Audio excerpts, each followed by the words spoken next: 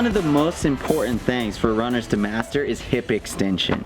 What is hip extension? How do we master it? Let's talk about it. Hip extension is simply when you come down on one foot when you're running, you're going to get a little bit of collapsing that's naturally going to happen when you hit the ground, and you are going to have to extend with your legs and with your hip here to get out of that position every single time that single foot hits the ground. That's why it's so important, because every single contact, your hip extension strength is being tested. So how do we maximize your hip extension strength? How do we keep you from running and not having your hips slowly do this as you're getting tired? You'll see that happen oftentimes, especially in events, longer events such as the marathon. So let's talk about exercises you can do to maximize your hip extension strength.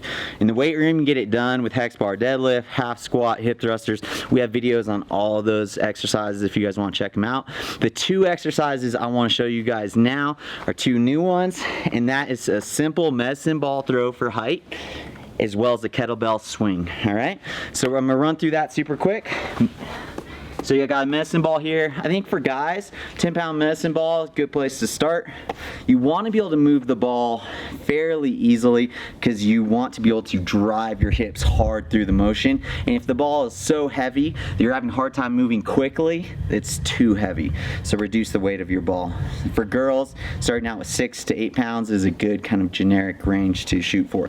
So what does it look like? I'm gonna show you guys from the side first. So I'm holding the ball here. The biggest mistake I see with medicine ball throws is people trying to use their arms, okay? This is not an arm exercise. Like, your arms should feel like they are just holding the ball and you are driving the ball through your hips, through this motion, right? And so all I'm thinking about is snapping my hips through as hard as I can. Let's talk about foot placement real quick before I show you. You want to get in your power pose. What is a power pose? Power pose is the position that you would naturally take. I picture a box being here. I'm about to try to hop onto this box. So what is the position I would take where I have the maximum amount of power so I can explode and hop onto that box, okay? For me, it's just like this. Toes slightly turned out and then just slightly wider than shoulder width apart. For you, it might be slightly different, but literally picture a box here and then get your feet right and pretend like you're jumping on that box. That's your power pose, okay? So this is it for me. So now in my power pose, I'm gonna grab the ball, again, not using my arms. I'm gonna come down. My line of sight is about here the entire time, and I'm just going, well, I'm gonna look up slightly as I throw the ball. But ball goes down, ball goes up through, driving your hips as hard as you can. So it looks like this. And I don't really care if the ball lands in front of you or if the ball lands behind you. All I care about is the speed in which you're able to do this, okay? So again, from the side, it's like this.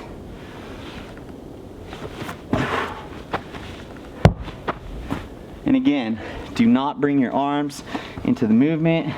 Solely, I want you to just think about snapping those hips. Snap the hips, snap the hips, snap the hips, okay?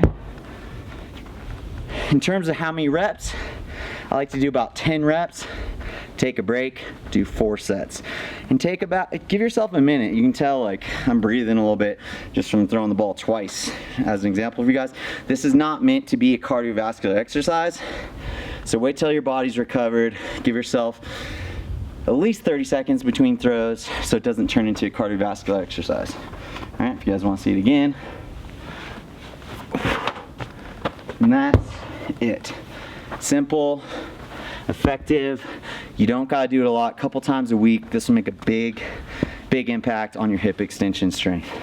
Another way to go about it, let's talk about kettlebell swings. It's the same movement, guys.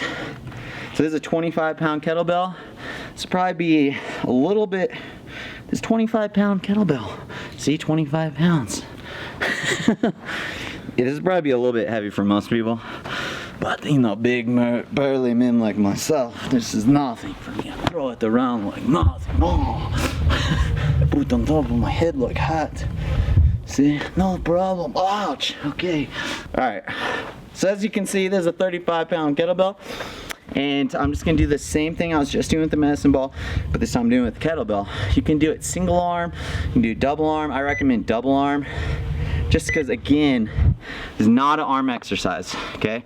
Biggest thing you're gonna wanna do is start doing this. It turns into a shoulder exercise, okay? Not what we're looking for. We're looking for hip snapping, hip extension, okay?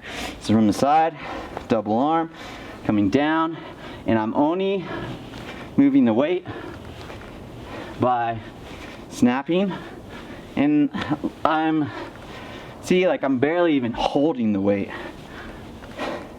Now, this is one of those exercises where if you're doing it right, it doesn't start out like your first one is going super high. I can only do that if I bring my arms into it. So I'm moving the weight with my hips, so it means it's gonna start out kind of low, and then each time it's gonna get higher, whoa, and higher. And you can see there, I had a tendency to drift forward. So you're gonna want to picture your feet like they're trees and they're growing into the ground. So ideally, I want my weight always here in the middle of the foot and just gripping down into the ground.